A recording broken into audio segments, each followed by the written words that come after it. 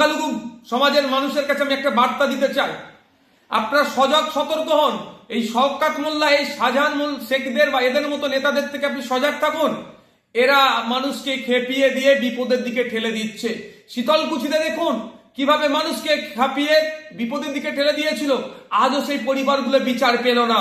তো এক্ষেত্রেও মানুষকে খাপিয়ে যেভাবে বিপদের দিকে ঠেলে দিচ্ছে, এতে সাধারণ মানুষ ক্ষতিগ্রস্ত হবে।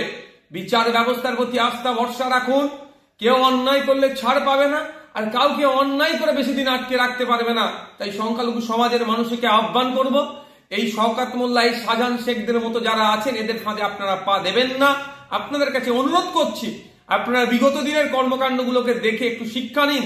শীতলকুচির কাণ্ডটাকে দেখে শিক্ষা নিন। এই আজকে বড় দুর্ঘটনা ঘটে গেলে কারা ক্ষতিগ্রস্ত হতো? গ্রাসরুট লেভেলের সাধারণ মানুষ ক্ষতিগ্রস্ত হয়ে যেত। তাই অনুরোধ করছি, এদের ফাঁদে আপনারা পা দেবেন না। আপনারা বিচার ব্যবস্থাকে প্রভাবিত করবেন না, বরঞ্চ বিচার ব্যবস্থাকে আরো সহযোগিতা করুন, তদন্ত প্রক্রিয়াকে আরো সহযোগিতা করুন। যারা আজকে অন্যায় করেছে তাদেরকে চিহ্নিত করে যাতে জেলে রাখা যায়, তার জন্য বিচার ব্যবস্থা যারা আধিকারিকরা আছেন প্রত্যেকের কাছে আমি অনুরোধ করছি। আর যে শাহজাহান সাহেবের কথা এখন চর্চা হচ্ছে, কয়েক বছর পূর্বেই মন্ত্রী সিদ্দিকুল্লাহ চৌধুরী সাহেবকে এই শাহজাহান শেখ সেখান থেকে এক প্রকার অপমান করে ধাক্কা দিয়ে তাড়িয়ে দিয়েছেন। মুখ্যমন্ত্রী একটাও শব্দ খরচ করেননি। যে শাহজাহান শেখে আমরা ভুলে যাচ্ছি না, সম্ভবত 2015 সালে একটা নতুন বাস রুট যেটা হয়েছিল, এই শাহজাহান শেখ সেটাকে সম্ভবত বন্ধ করে দিয়েছিল। মুখ্যমন্ত্রী উষ্মা প্রকাশ করেছিলেন, কে এই শাহজাহান বলে তিনি বলেছিলেন, কিন্তু তার বিরুদ্ধে ব্যবস্থা গ্রহণ করা হয়নি।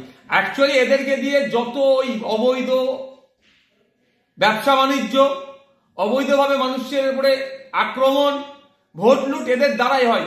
এরা শাসকের ছত্রছায় লালিত পালিত হয়। এই চুনোপুটিগুলো শাসকের ছত্রছায় থাকে বলে আজকে এরা একটা বড় নিজেকে বড় বাহুবলী হিসেবে প্রমাণিত করার চেষ্টা করছে।